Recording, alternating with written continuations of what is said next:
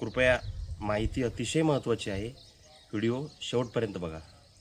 नमस्कार शेतकरी मित्रांनो, मी आपला कृषी मित्र माधव टाले. आज आपण पाहणार आहोत हुमणी अळीची ड्रिचिंग कशी करायची. आपण काही दिवसापूर्वी अशाच पद्धतीचा एक व्हिडिओ सोडला होता, परंतु तेव्हा वरचा पाऊस चालू होता आणि काही शेतकऱ्याकडे पाण्याची सुविधा नव्हती, काहींनी ड्रीप पाथरलेलं नव्हतं, म्हणून तो आपण त्या ठिकाणी व्हिडिओ टाकला होता. परंतु आता ज्या शेतकऱ्याकडे पाणी उपलब्ध आहे आणि ड्रीप पाथरलेलं आहे आणि त्यांना त्या ठिकाणी हुमणी अळीची ड्रिचिंग करायची आहे, तर मित्रांनो, सर्वप्रथम आपण आपला लाईटचा गॅप कसा आहे तो आधी चेक करायचा आणि नंतरच आपण त्या ठिकाणी ड्रिचिंग करायची. ड्रिचिंग करायच्या अगोदर आपण आपले पूर्णपणे बेड ओले आहेत का याची खात्री करून घ्यायची. आता सरासरी बेड ओलेच आहेत, परंतु त्याआधी काय करायचं आपण की हे बेड पूर्णपणे या ठिकाणी भिजवून घ्यायचं आणि हे बेड जे आहे हे बेड पूर्ण आपण या ठिकाणी भिजवून घ्यायचं.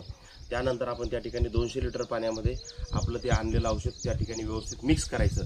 एक 10 लिटर 20 लिटर पाणी त्या ठिकाणी करून पंपात टाकून ते करायचं नाही, कारण 200 लिटरमध्ये पाणी जर केलं तर ते तुमचं औषध व्यवस्थित मिक्स होते आणि ते औषध व्यवस्थित मिक्स झाल्याच्या नंतर तुमची मोटर पण इकडे चालू असली पाहिजेत.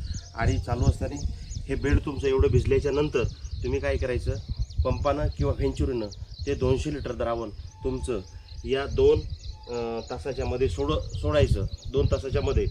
आणि त्यानंतर परत एक गॅप म्हणजे साधारणतः एक 5 ते 6 तास त्या ठिकाणी आपली मोटर चालू राहिली पाहिजे, याची काळजी घ्यायची. त्याचं कारण असं आहे मित्र की आपल्याला जर हळदीच्या वाढीसाठी जर त्या ठिकाणी जर आपल्याला ड्रिचिंग करायची असेल तर ह्या हळदीच्या मुळापर्यंत औषध गेलं तरी खूप झालं. परंतु हुमणी अळी साधारणतः कुठं असते हे तुम्हाला माहीत नाही. तुमच्या बेडमध्ये असू शकते, सरीमध्ये असू शकते, 1, 1.5, 2 फुटापर्यंत ती खोल पण असू शकते. त्यामुळं तुम्ही जे काही औषध या बेडमध्ये टाकता हे औषध जर त्या हुमणी अळीपर्यंत पोहोचलं नाही तर मित्र ती मरणार नाही. मग तिला जर आपल्याला मारायचं असेल तर आपण जे काही औषध या ठिकाणी टाकतो, तुम्ही म्हणसाल आम्ही 200 लिटर टाकलं, परंतु तुम्ही तुमच्या मनात विचार करा की 200 लिटर पाणी जर आपण या बेडवर जर टाकलं एवढ्या 1 एकर क्षेत्रामध्ये, तर हे त्या हुमणीपर्यंत जाण्यासाठी पुरेसं आहे का? तर मित्रांनो, बिलकुल नाही.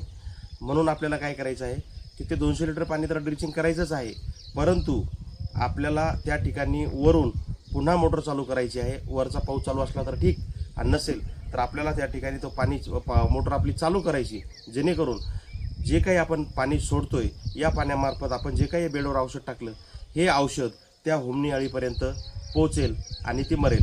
बरेचसे शेतकरी हुमणी अळीची ड्रिचिंग करताना या ठिकाणी ड्रीप पूर्णपणे चालू ठेवत नाहीत आणि मग त्यांना पाहिजे तसे अपेक्षित रिझल्ट त्या ठिकाणी येत नाहीत. तर ही काळजी मित्रो आपण या ठिकाणी 100% घ्यायला पाहिजेत, तेव्हाच आपल्याला या ठिकाणी चांगल्या प्रकारचे रिझल्ट मिळू शकतात. अन्यथा आपल्याला रिझल्टमध्ये प्रॉब्लेम येऊ शकतात.